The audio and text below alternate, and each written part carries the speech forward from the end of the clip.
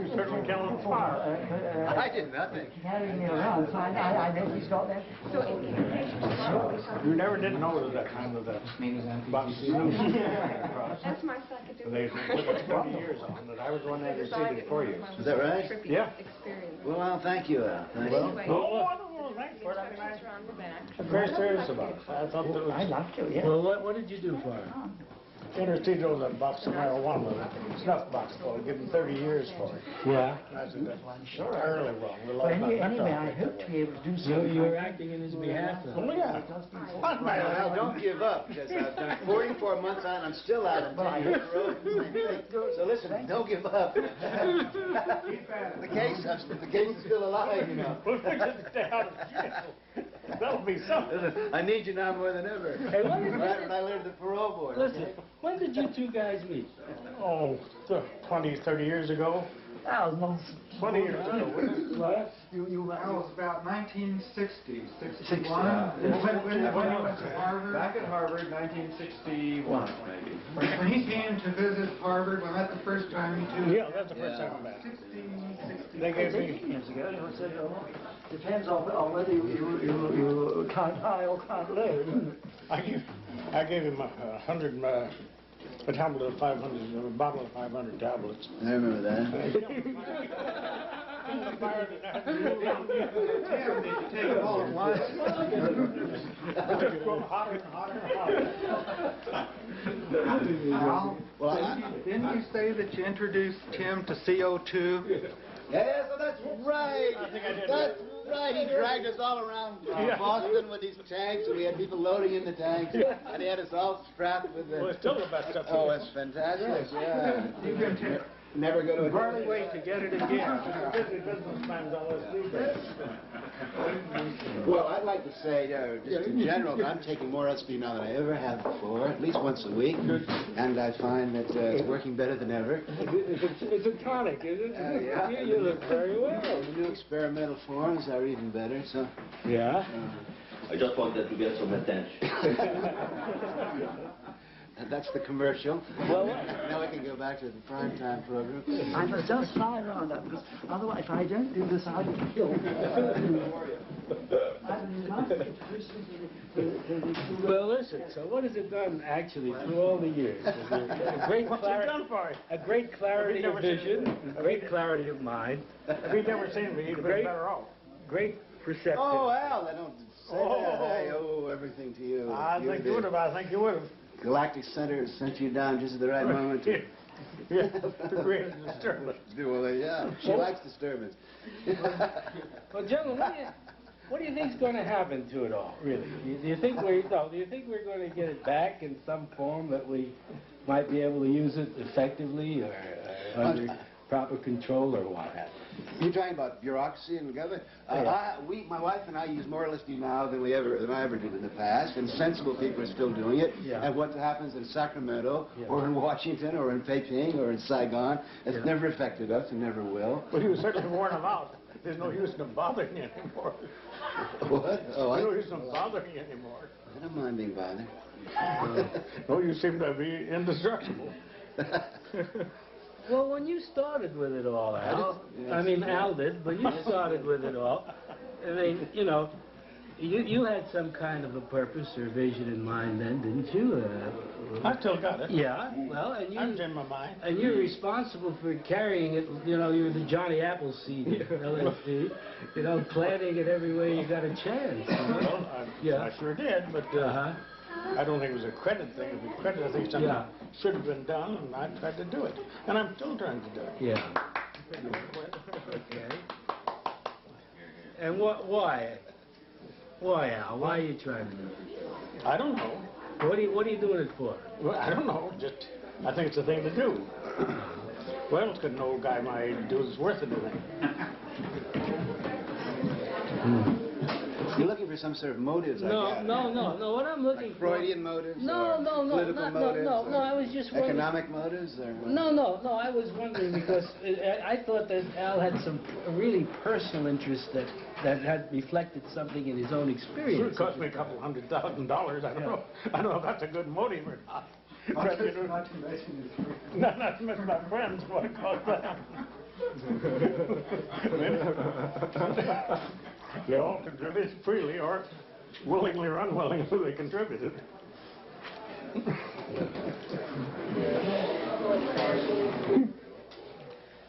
What do you think its best use is for now, Al? I don't know, just keep on doing it. Just to keep on waking people up, let them see themselves for what they are. I think old Carter could stand a good dose of it. And maybe Brown up at the Pentagon, Turner to do him a world of good. Come sit in here, something. Oh, yeah, I'll pop there, don't worry, Tim. I carried out my... But I do wish which I had I do wish your baby stuff scuba diver. stuff getting in bad. My son would kill me if I- Getting what? Getting in bad. Bad. Okay. Well, everything's worked out very well. I'm very respectable like that. The new Rolling Stones, you know, song about talking heroin with the president. We're so respectable. We're so unobjectionable.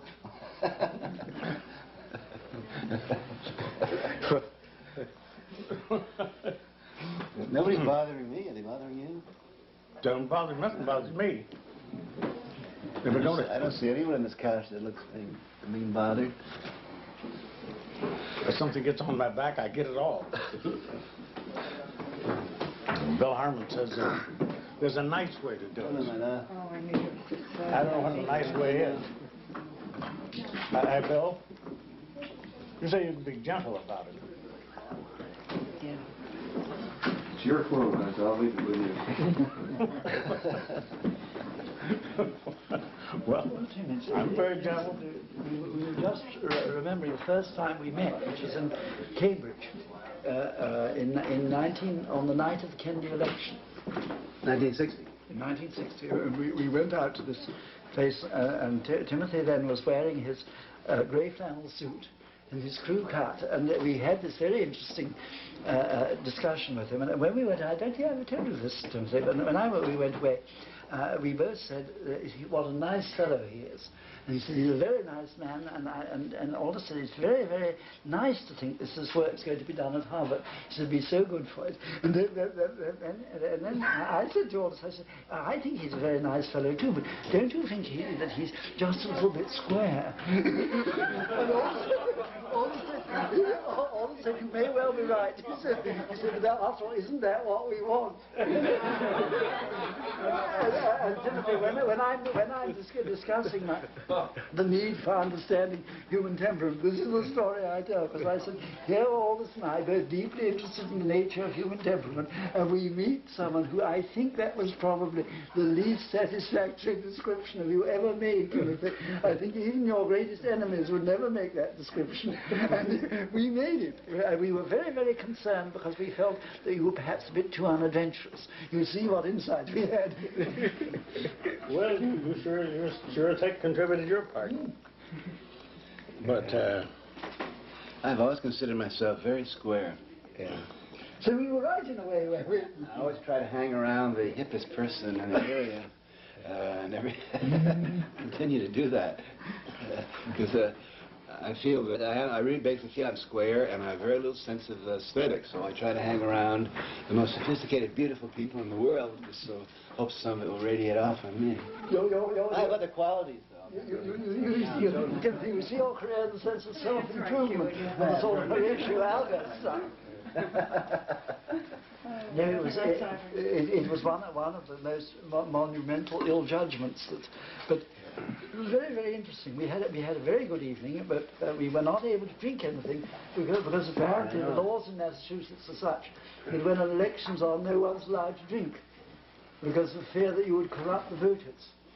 Well, all these concepts of the hive concepts of political this or that, I think somewhat irrelevant. I used to say to Sidney all the time, I felt that I was much more conservative than you, Sidney, because I didn't want the government involved in any of our business. And I thought that was a pretty free enterprise, staunch. We each seem to have followed our own paths. You yours, me mine, he his. Fortunately, since they didn't go in the same direction, a great deal of ground was covered. Uh-huh. Yeah. Yeah, I guess one of the things Oscar might be interested in is what does it all mean and how is it all going to work out and all that sort of thing. And I wonder whether, I know I couldn't possibly evaluate. Anybody want to try? Nice. I was really interested in your opinion. Well, I think, as you heard, it stirred people up. It cracked their frame of reference by the thousands, millions perhaps. And anything that does that is pretty good, I think. Anything that shakes people up a little, not too much. Some people maybe it shook up a little too much. That was unfortunate. But in the totality, it may have been a desirable thing at that point in time. The next question would be, well, what's going to happen? And there, I think we will see, not soon, but in X number of years, a recrudescence of similar usage here, there, and everywhere. It's happened throughout history, hasn't it? Yes. So don't you think that the other very important thing is the actual time this has happened? To begin with, as you point out, it's very good for people to be shaken up a certain amount. So far, on the whole, our ways of shaking ourselves up have usually to have real cataclysms. I mean, for instance, the Iranians are being shaken up at the moment, but it would appear that many of them might prefer not to be in this kind of way. Because the difficulty with having the great cataclysms is that you end up worse than you began. If one could be able to have a sort of controlled cataclysm from time to time, we'd be much better off, because every society gets set in its ways, and a society with a vast technology is always likely to get to the point when it's simpler and easier and comfier to let the technology take over. And one of the things, it seems to me, that these substances and the attitudes they generate very well is that one becomes less willing to do that, because it's not necessary. You are able, you don't have to look upon your technology as your idol. And it's easy to do this, and it's particularly easy to do this if you've got no way out. It's easy if you're able sort of to separate yourself. So you think that in days to come, as we become more constricted and more homogenized, that it may be even more necessary to have such... Much more necessary. But I think it's still very, very necessary, because we are so clever at building all these strange and remarkable things. But then the thing that we stop being clever is that we're very liable then to make ourselves in our own image. I mean, it's extremely interesting, the image of the things we've made, rather. It's very interesting that the mind described by Thomas Willis in 1670 was of a kind of mirror. And the reason why he described that, the mirror was an extremely fashionable new invention. Then the mind that Freud described, if you remember, was a magic lantern. That's why projection comes from. I mean, this was the latest thing. Now the mind was an indoor plumbing system. Yeah, that's right. That's right. Then the mind became a telephone exchange. Then I gather You're ready for that one. Then it became a kind of television thing. And I gather the latest thing to say it's a hologram. Now the only thing that we know is it's none of those things. The fact is that we've invented all those things, and it's apparently a thing we always do. Now, as long as we don't take it too seriously, but it seems to me one of the things that these substances and the techniques you learn from them is they help you not to take it seriously. Now, with the other people, with other peoples, that none of them have ever managed to make, it seems to me, such an intrusive technology as we've made. It's always been much more difficult. Our technology is sort of marvelously able to do things which would have only tyrants could have done otherwise. Only tyrants could produce vast entertainments for themselves. We get vast entertainments for ourselves whether we want it or not. And therefore we need to have ways of dealing with it. I think Aldous was completely right in both his moralities, in Brave New World and in Ireland, that our needs now are very great. And since it doesn't seem to me that we're likely to distechnicalize ourselves, Because even if we wanted to do this, if we were able to do this, I don't think we can, especially where no one else is going to do this. So the result of our sort of removing ourselves from the pastoral life would be that someone would come over and take over the continent. They'd be bound to.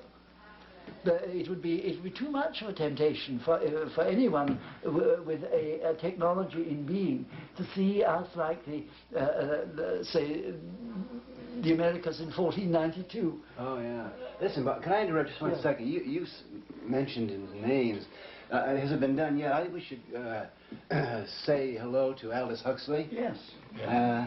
And to Gerald Hurd. Yes, we should. And Alan Watts. And to Alan Watts, who is the most underestimated of all the philosophers of our time, and they're here with us. And to say hello to Art Chandler, by the way. Art. Hello, Art. Remember Art? Been going back a long way. Right? Yeah. And those of us in those days, I don't know that we fancied what we were heading into. Maybe we might have been willing to call a halt then at the time. But somehow, you know, we were really getting into some things that, from different directions, everybody was finding their own way. I'd like to say, does anyone here feel that mistakes were made? Or, oh, yes. Oh, no. What's a mistake? You don't make anything without making mistakes. What's going on? What mistakes were made? Well, Timothy, estimations in retrospect are in principle unfair. It's really like the chaps, you know, who when the generals of World War II have large numbers of fellows who were not born at that time, who write interestingly accounts of how the Battle of the Bulge might have been better fought. It's only too that's wonderful. It's only too easy. Everyone's going to write their own cosmology. That's right. But I mean, I think that... The world was made in 7 days, but where and when? Yeah, but I think that those sort of things, one could, I don't say mistakes, what I say, you could have seen other ways of doing it. My God, quantum physics now tells us that in any second it can go in how many different ways? Yeah. Yeah, well, that's one of the lessons. Well, that was a mistake made. Nobody gave it to Nixon. Well, in order to know whether mistakes were made, you have to know what the goal is. And if you can define a goal, I can tell you whether mistakes were made. I think mistakes were made, but that's my own personal goal. Well, I'll say one of the goals was to make the American people smarter, raise their intelligence. And I think the American people today are quantum jumps more sophisticated in exactly the general directions in which we all hope they would become more sophisticated, about consciousness, about the nervous system, about the brain, about the options people have in creating their own reality, about self-actualization, self-indulgence, about pleasure being a self-reward as opposed to high reward. My God. Pleasure is now the #1 industry in this country. Recreational travel, entertainment, sensory indulgence. My God, so now, you know, no question about that, #1. Now, that was my goal.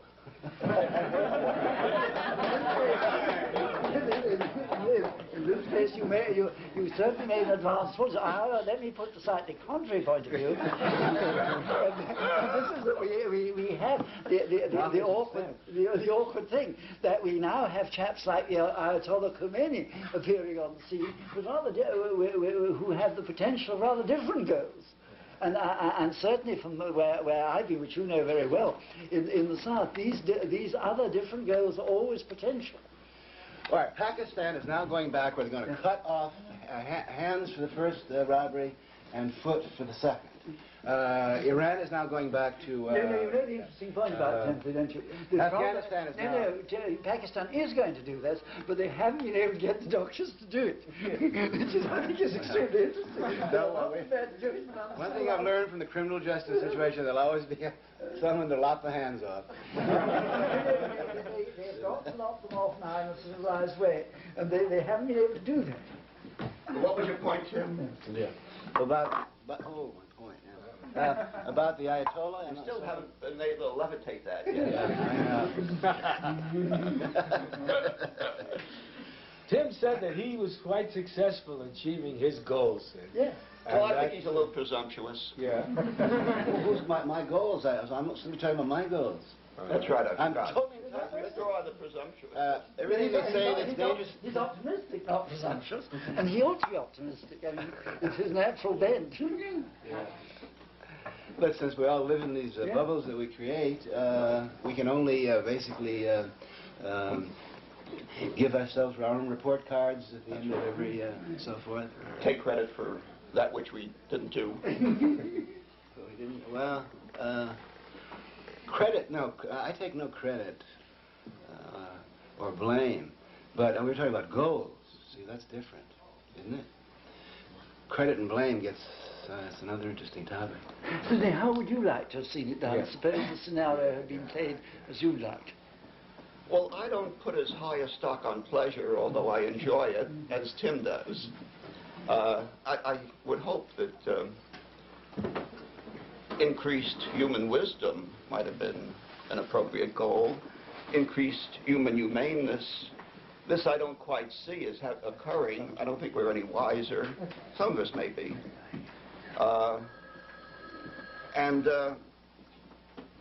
Maybe if only a few of us are wiser, that's enough. That's sufficient unto the end. At this point, I would like to apologize to you, Sidney. You were right in most of our debates when you were insisting upon... I want a copy of that. Yeah. Why do you say that? Well, because you were insisting upon more scientific rigor, and you were emphasizing intelligence, where I was emphasizing consciousness. Now, I think I was programmed to do that, so I don't regret doing it, but it was like... it was in the third quarter of a game we played once in the Houston Astrodome when you know, several times, you definitely were saying things. I remember you were quoted in the New York Times after one of our debates as one of the quotes of the week. And it said that you didn't believe that we should be encouraging the evolution of a new species of primates that went around smelling flowers. You remember that quote? I don't remember it. Roughly, something like that. And you were right. I don't know whether I was right now, come to think of it. Well, but Tim, you know, you and I had an agreement once, too. The last time I saw you, you know, we have our differences of view, and we were a little disturbed that some of the things you were doing and planning would make it more difficult. In fact, even at the time I saw you, it was making it more difficult to carry on legitimate research. And we agreed, you know, if you remember, that, well, Myron, you stay in there and you do the legitimate research, but you need somebody to kind of shake them up a bit. And so I'll shake them up, and then you can take them and show them where they can learn what the right path is. But I didn't know that when you're going to shake them up, you're going to hit them on the head with a ball bat. Well, I don't accept that metaphor.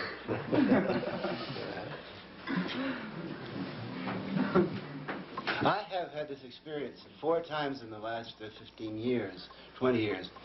I was one of the younger members of that incredible revolution led by Benjamin Spock, Abraham Maslow, Carl Rogers, Rollo May, Harry Stack Sullivan. And none of us would be in this room if it hadn't been for the work of these people who are essentially giving conscious psychology back somehow to human access, taking it away from experts, so that I definitely feel that I'm a product of that group, which was essentially a totally American point of view in psychology. They were giving us an American psychology of do-it-yourself, trust your own impulse, you're out there in the frontier, you're having trouble out there, you can't call a Viennese psychiatrist, and so forth.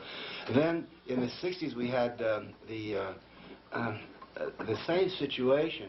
I went farther out in those days than Carl Rogers did. When we were at Harvard in that 50s revolution and so forth, we were giving away the answers to intelligence tests. We were giving away the answers to personality tests. We were doing everything in our power because we felt that the psychiatry at the time was making people more helpless instead of giving them. So we were in a lot of trouble at Harvard, you know, reversing roles. There was Charlie Slack, who was paying. He was paying patients more money than he was paying the graduate students. That's one example of hundreds of role reversals in psychology before drugs. Then the drug thing came along, and I had several discussions with Sidney and with you and with everyone saying, and with you too, I was saying, let us be the far-out explorers, and the farther out we go, the more ground it gives the people at Spring Grove to denounce us. So we were like your flanker backs or whatever it is.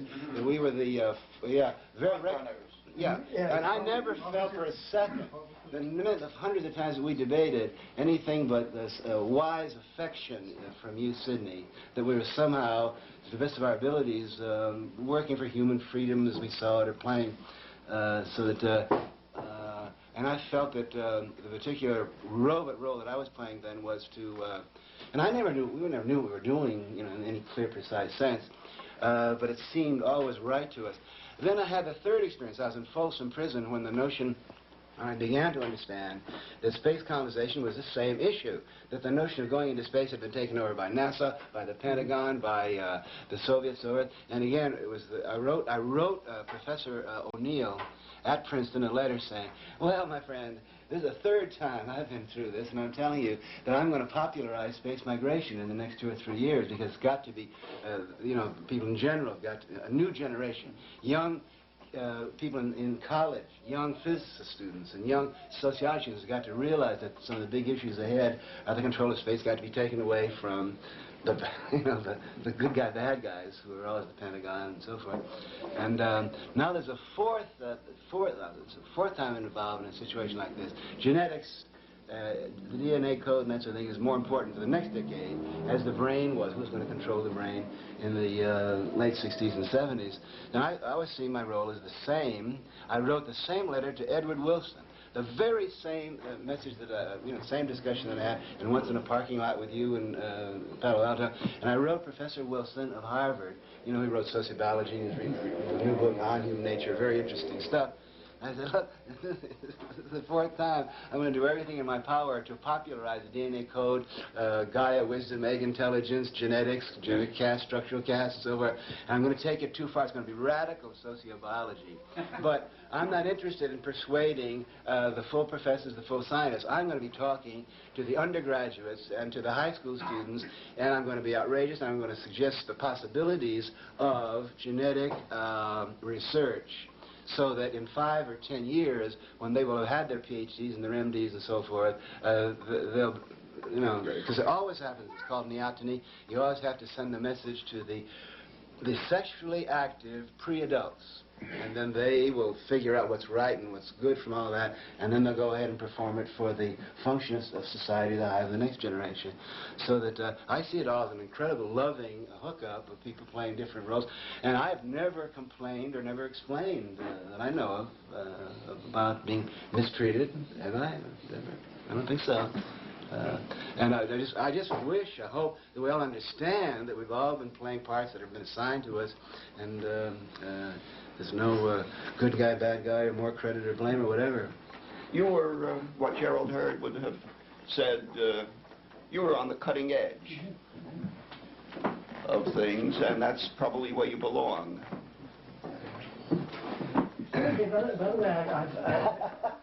Tim, I don't think I ever congratulated you on writing one of the best escape books. I don't know if everyone here has read Timothy's his escape book. It's one of the very good escape books. It was Bantams rather foolishly, I think, over-publicized it and didn't get the thing going the right way. But it's one of the best escape stories I've ever read. I'm something of an aficionado of escape stories, and it's one of the very, very good ones. Not as good as Papillon. No, but it's true.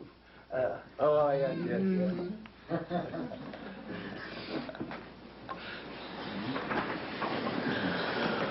Now, Papillon gives you the feeling that it was being written for a movie.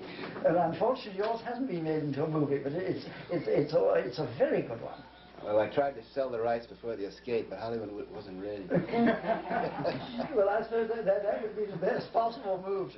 The movie coming out before you escape. When the weathermen came up in a car after I escaped, I knew it was the weathermen, and I turned and they had false passports, they had false clothes. I said, "Didn't you videotape this, you fools?" And they didn't know. Well, here we are. Yeah.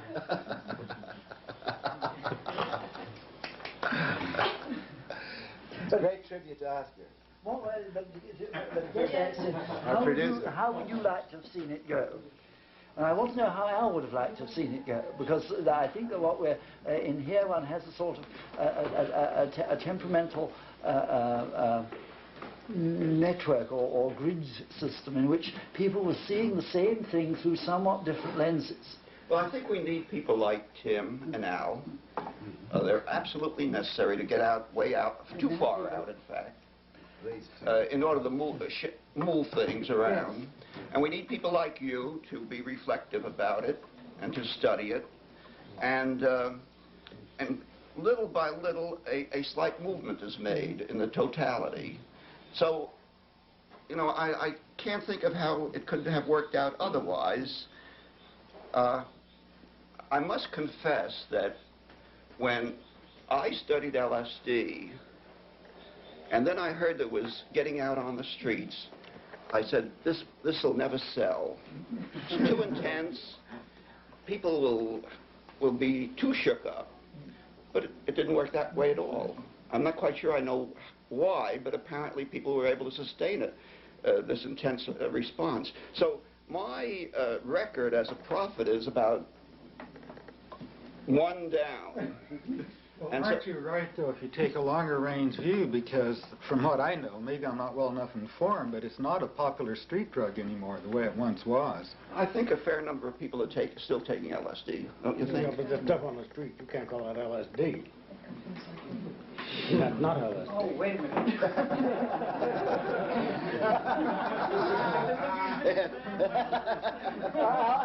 Al, perhaps you haven't been assiduous enough in getting the good stuff. I can't believe you failed to find the good stuff. Well, no, because I had 4,000 bottles of it to begin with. Yes. You're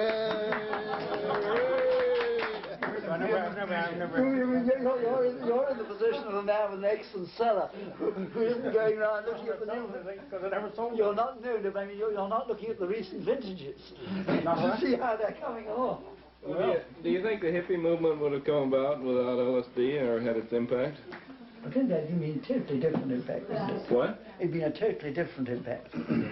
I don't think, I mean, much less. I think it was a necessary condition for it, really. What about heroin? Do you think we would have had a heroin epidemic without LSD? I don't think it has any bearing on it, Dr. Corey. May have had some bearing. I think it had some bearing, but... Well, it's like saying when you have Well, a I don't see why it would, CV because- thing, when you're giving people the concept of self-actualization, they can do things that formerly only experts can do. Naturally, they're going to be... Well, there's other drugs. You have a guy Princeton making an atom bomb. Tim, there's other drugs. There's at least 15 others that act entirely differently.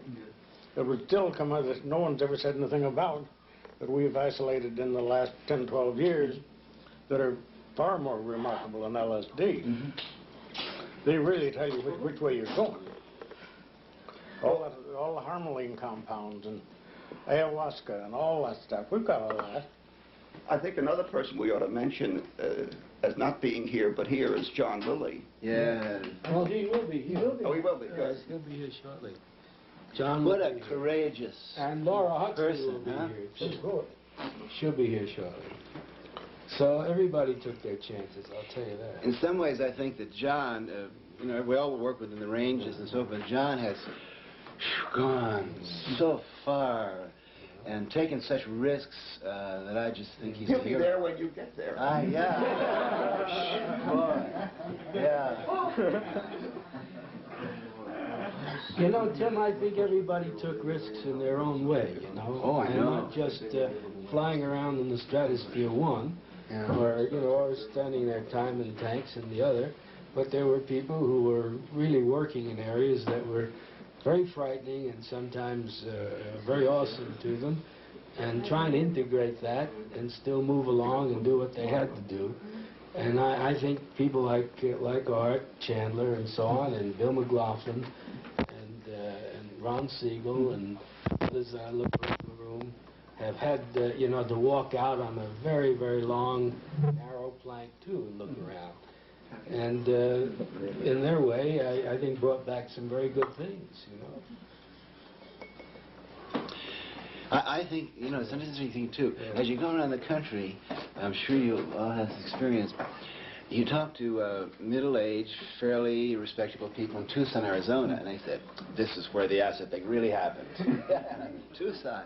In San Francisco, this is where it really happened. The Lower East Side, you know, they say that's where it's really happened. And no one has ever really told us what was going on in Los Angeles during those years. I think much more was done down here. There was a much wider range. There were more doctors involved. There were more scientists involved. We had Gerald and Aldous. Yes, right, yeah. And Ivan, of course. Then, of course, it was part of the coolness of the Los Angeles cell, whatever you want to call it, that they kept a, you kept a... Well, you might not call it a cell. Let's call it a cluster. Our undercover agents in Los Angeles were very cool about, and yet they did more in a very laid-back way.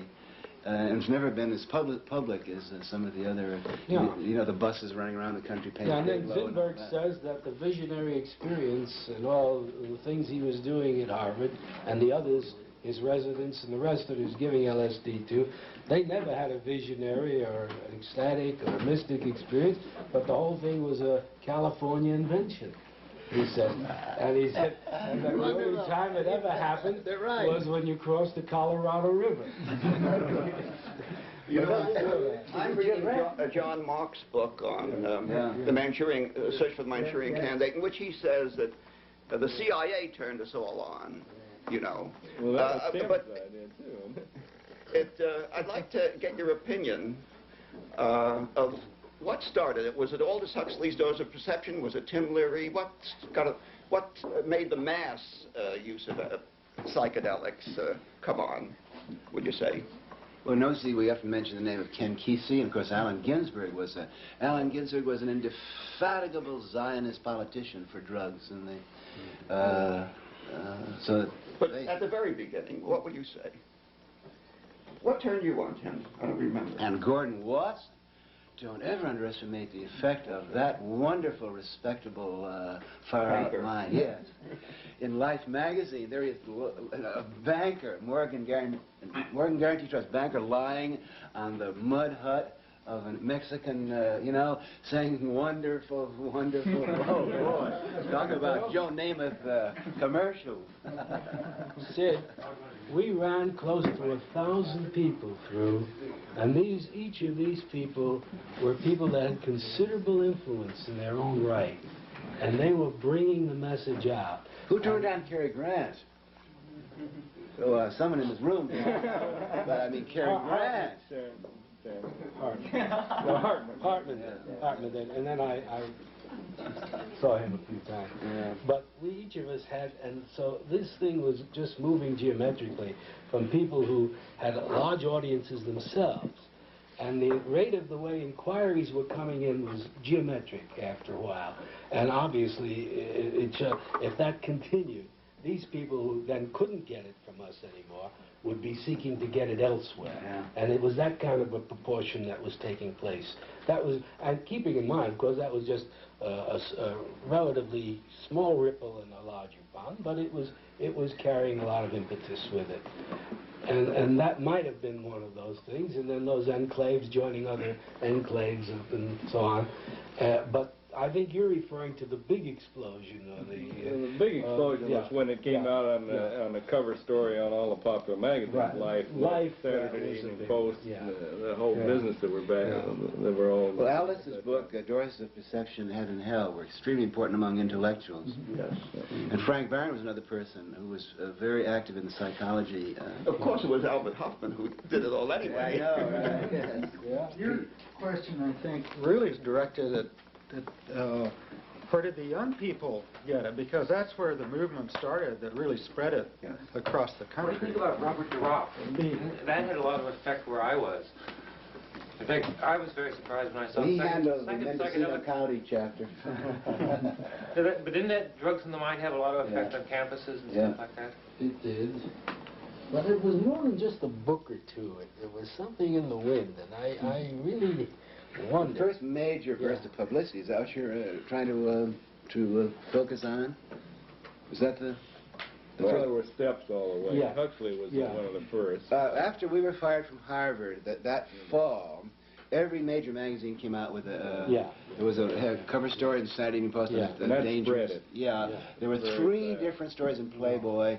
So that was it was the firing from Harvard plus the fact that Henry Luce was somewhere always behind the scenes doing certain things. Plus, so many people have been involved in Los Angeles and so forth. But that was the first big one. Tim was more responsible than anybody for Tim, that. wasn't it the calculated goal of if to cause that kind of spreading? Yeah. I remember coming to Cambridge one time when a little article in Time came out. Yeah. Remember? Yeah. And I walked in there and he said, "What do you think about the Time article?" It was really devastatingly bad for LSD. I thought it was terrible, I said. Yeah. Tim said, "We thought it was great. You let the kids know that there's something here. They'll know it, you know. It doesn't make a difference whether it's bad, good, or indifferent." Well, I want to point out, though, that the picture, we all know that here and now study pictures more than they do long columns. The particular picture, this article in Time magazine attacking our research, had a scientific instrument called the experiential typewriter with all these dials, actually filled with socks, but that's all right. It had an incredibly beautiful young woman sitting, taking the test, and it had standing behind her Alan Watts, a beautiful female Hindu guru named Gayatri Devi, and myself. Now, the signal content of a picture like that was much more important than the little words that were being written by some clerk at Time magazine in the medical department. How about McLuhan? Now, I'm trying to think, though, that what else could happen in a person's life, that short from a religious conversion, that can fire them up with the sort of zeal that we saw in the few people that we began to use it with. In other words, perhaps not everybody went out. Psychosis. Yeah, but it was a contagion. It was certainly a contagion. Contagious psychosis. It was a contagion. It was a chance. It was a chance for everyone to go to the carnival all at once, you know. Okay. And they all came out of that place and they were ready to really spread the word. I'll tell you. That's true. Talk about they had the sacrament, and that's how they behaved in those days. Now, that's a pretty irresistible force in terms of public diffusion of information. And that was the kind of zeal that we experienced. There's people in this room right now, if we decided to do anything in the next 6 months, that was really right. You know, it was right. It had to be, you know, we could do it. I'm not so sure. You know, it's amazing how many times the same mistakes are repeated. When I first came to Los Angeles, I was working with Murray Jarvik, who's over here, and we were setting up some LSD studies to do it, and with marijuana, a few other drugs. And Allen Ginsberg came by the lab to visit me one day. Showed Allen around, and as he was leaving the lab, one of the administrators in the building, so over at UCLA, saw him and allegedly saw someone smoking a joint in his entourage. On the basis of that, there was a big flap. And it was like another Harvard psilocybin fiasco on a much smaller scale. There was absolutely no truth to any of the charges or anything, but you know, it was an uncomfortable situation, anyone wanting to do research with these drugs, even though there was authorization, there was all the DEA forms, there was all the necessary precautions that were taken according to law. There's a lot of resistance to doing those things. And I've encountered that again and again in every university I've gone to trying to set up these studies. And it takes a year and a half of paper. I think Murray took us a year and a half of paperwork. I think we're in the dark ages. To get our proposal approved finally.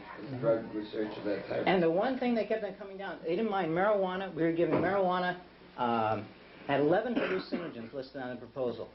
And the only one that the proposal kept on coming back for was LSD. They said, oh, you're going to use LSD, you got to do a follow-up. You got to do a 90-day follow-up, you got to do a year-and-a-half follow-up. 30-year follow-up. They didn't care about the mescaline, they didn't care about the psilocybin, they didn't care about ketamine, which we can give to children. And It's the only drug that we can give to children without any formal, any hallucinogen that we can give to children without any formal studies. Well, why is that? Why are they so... Because it's a normal surgical anesthetic given to hospital patients. Excuse me, me and another thing.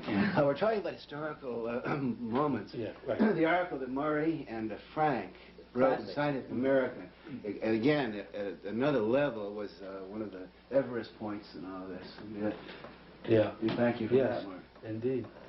And a man who may come today, who really deserves a great deal of consideration in all this, is Nicholas Purcell. And he may come a little later. He said he was going to be here. Nick is a remarkable man, very quiet and in his own way, went to Europe at the very beginning of all this, and I suspect in writing the book that he may have been the very first person to use LSD in America, although that's often accredited to Wrinkle in Boston. And the reason is that he was sitting, you know, he's a Hungarian, and Hungarians get into rather interesting places.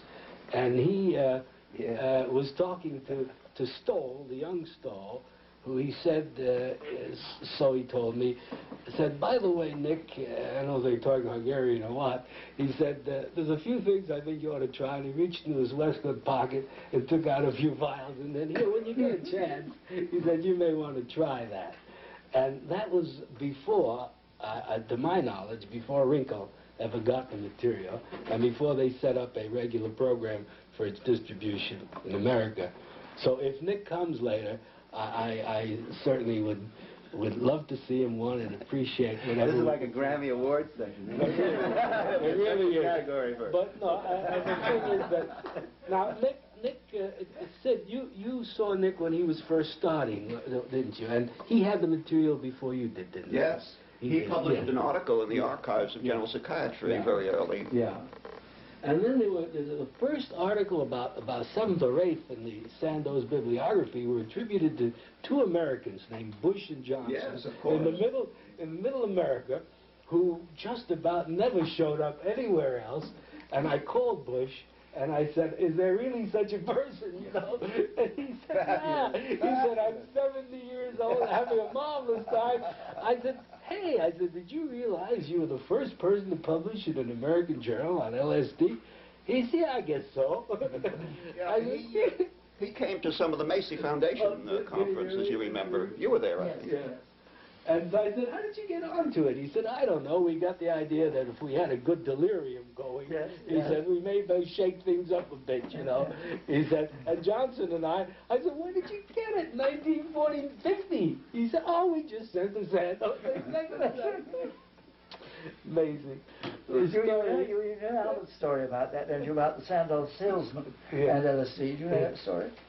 But Albert says that for many years, last time I saw him, he said the Sandoz salesman would come to him and say, when are you going to get something like LSD?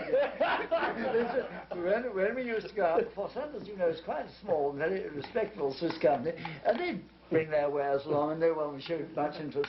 But after LSD, when the Sandoz salesman appeared, people would say, you're the people who made LSD. And they would then pay great attention to everyone and their products. And the salesman looked upon this as being the greatest sales innovation that Sandoz ever made. Well, there's another side to that story. When I spoke to Burrell, who was the vice president in charge of public affairs in Hanover, I said to him, the usual subject about what happened to LSD. He said, hell, the reason we gave it up, he said, because we couldn't sell it. But he simply he took the wrong view. It wasn't the selling, it was the sales that went with it. Well, I guess so. But I remember Tim coming to the house one morning, and we were all having breakfast, and Robbie, my boy, was just a little fella, and Tim was wearing a hearing aid. I don't think you remember this. And Rob had never seen a hearing aid, and I dearly loved Tim for this. And he said, Tim had a twinkle in his eye. You know, he looked like a real picaresque, you know, Spanish-Irish kind of a guy. And he said, what's that? And Tim said, well, that's my direct line to the president. So Robbie, that was when he was square haircut, you know, and all that stuff, you know. No. And so Rob said to the president, he said, yeah. He said, what would you like to hear from the president?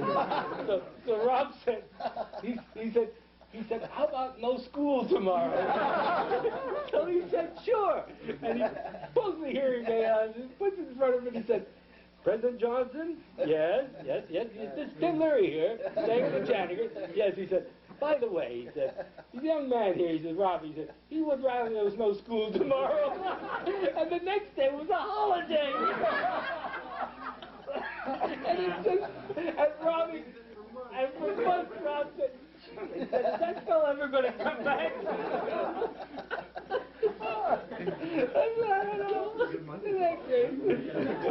And I remember old Al Hubbard coming up to the house and with his leather pouch, you know, he rode the circuits, boy, and he opened up his leather pouch, and in it was all the wampum and all the great stuff he had, and he was trading off. Well, he said, what do we have here for the month now, Al? And Al said, well, we've got this and that. Now, something new's coming up. How would you like a little of that? Remember? Yeah, I remember. Oh, God, we were waiting for you. We were waiting for you like a little lady on the prairie waiting for the catalog to see his roebuck catalog.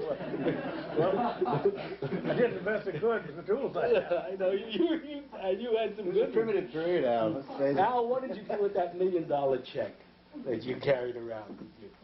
You had a check you showed me for $1 million.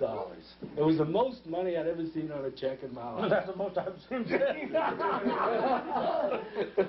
It's cost me and other people a lot of money since then. Listen, I'm not telling tales out because I know you've shown it to others as well as myself. Well, I think probably was pretty kind of proud of it, but finally got down to $100,000. And then, of course, they all went away. This all cost a lot of money because there was no bills to anyone except those that charged for it themselves. That was only a couple of hospitals and 2 or 3 clinics. But all it cost a lot of money. Was it before inflation or after? What? Before inflation. When Sid wrote his paper on the complications, you remember that? And you sent us a questionnaire about, you know, that was the beginning of trying to assess what, you know, what kind of care we should take. And I got the paper and I was thinking, what on earth went wrong? And we had a great number of people. But there was one, which I didn't put on that form, Sid, and I have to tell you, one of our people got loose. And I don't know, I have to tell you this now. And we couldn't find him, and this was Wilshire Boulevard. And can you imagine running, and we thought we had the thing well worked out, and the usual babysitter, you know, the usual routine. And he was gone down Wilshire Boulevard. And we were looking all over, and I thought, my God, if this fellow doesn't come to light, we're in bad, bad shape. So I was coming back to the office and feeling kind of glum about it, when suddenly I hear somebody whistling. And I look around, I don't see anything. I look around, nobody, whistling. And there was a patient sitting up in a tree. I said, what are you doing up there? He said, it's wonderful up there. I said, well, now, don't do anything rash. I said, we'll come get it. Oh, no. He said, I'll fly right down and see you. I said, no, you won't. And we had to climb the tree and inch over inch bring him down off the tree. And thank God for that, I'll tell you. You should have joined him in the tree. You should have joined. Well, you've been in the tree ever since. Serious? We've been through that one before. Yeah, we'd climb out of your tree. Something ought to be said about the check that Al was waving around, because it's taken a long time, but it was just a few days ago that the last steps were taken to see that all the money was repaid. But it was a long battle, but all the money went back to its source. Is that right? That's right. Which money was that, Larry? Well, don't you remember this? Oh, you had several of them.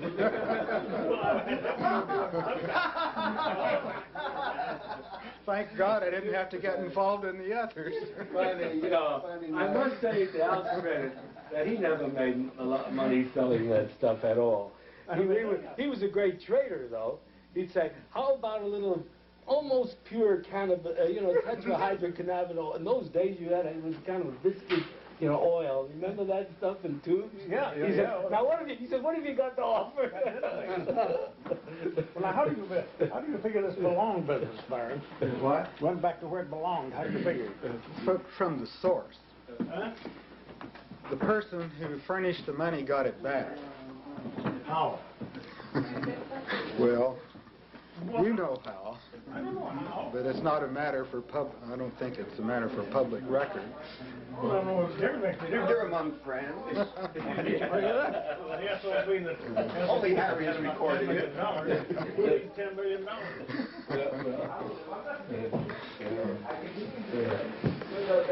One other change in life in connection with LSD, or at least LSD contributed mightily, I think, was the whole upsurge in the study of the chemistry of the brain. Yeah. I think that had a lot to do with it, and although it may have happened, I think LSD accelerated it. Yeah, it's interesting that was, in writing the book, that's part of it, that I think the clinicians somehow, if not disdain that, at least somehow that doesn't seem to be an area of terrible concern to them, and namely in terms of of what I think is this equally important impact of LSD, which was on accelerating the entire notion of the neurochemistry of the brain and how the brain processes emotion. And so we're trying to include that, and of course it's going to take a whole other group of people to look at that more critically. But I think, as you say, that chapter is most importantly well worth written entirely. I think it was LSD with serotonin, which in turn gave rise perhaps to the early hypotheses of, of the brain amines in relation to affective disorders. That was a direct chain to a large extent. Yeah. I think LSD probably had the most effect on the larger population that has never even taken it, to the marginal participation in the countercultural movement, which I attribute largely to LSD. I'm not attributing it necessarily, but it was, I think, a necessary condition. Bill, when we were running our subjects, about the third or fourth subject was an artist. And he saw a Kachina doll that was sitting on the shelf, and he said, I must draw something. I've got to look at something. I've got to paint it. So we took the doll off the shelf, and he began to sketch it in, sort of haphazard ways you do, he couldn't control it very well. And when he was through with the experience, he said, this is the most important artistic experience that I've ever had. He said, do you mind if I tell other artists about it? Well, we weren't quite prepared for this. I had no idea that the artist, was going to be any more affected than anyone else. And he then began to bring in his friends, and before long, it was almost as if the entire project would be inundated with artists. That's how completely eager and absolutely interested they were in taking it. And we had to really limit the number of artists. So at least from their point of view, and then we have a very elaborate record of what the artists had said and the follow-up, as you know, because you used some of that data. And the artists seemed to derive an enormous amount of interest and of help from the experience with LSD, among all the others. The worst reactors we had were the psychiatrists, and the second were the ministers. I mean, they were not. I mean, there was nothing gravely serious, but they didn't have good reactions very often. The psychiatrists and ministers, and the 2 or 3 rabbis and several. We had, I think, 2 Catholic priests. In general, artists have more fun than ministers, don't they? Well, they may have more fun, but then we're going back to your original thesis. They do more good then. They move the human race farther ahead. Artists do, I think. Well, psychedelic art is still something that has to be evaluated. It's an unproven thing in a way. But we do know that we have 100 pairs of the artists painting the doll prior and painting it afterwards at a time when they had no preconceived notion. Well, some, of course, was accumulating, but not very rapidly. And so we now are processing these pairs to see what can be done or how these people handle it under the drug. And if they took it a number of times, they developed a facility so they could deal with it and they could paint fairly decently under it. You know? Yeah, that one with the leaf. Yeah, there was a leaf. An old friend of mine sent me a copy of that. Yeah, I'll have to talk to you. Yeah. Yeah, I'd like to understand that a little better. With the doll, you say you first had them paint it before they'd taken LSD, and then during. Yes. And how about, did you do any after? Yes. There was some we did after, Because, I'd be interested there whether they felt that they had some enhanced ability afterward. But they, Well, what was improved wasn't their artistic ability, by no means. It was just this whole sense of opening up, you know, and having more choices and being able to see things much more, many more permutations and ideas. Would you all like to have something to eat? We've got a table full of stuff. Psilocybin, LSD.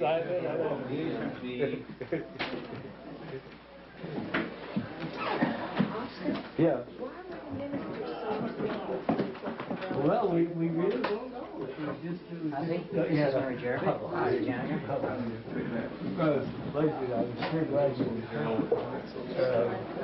don't know that.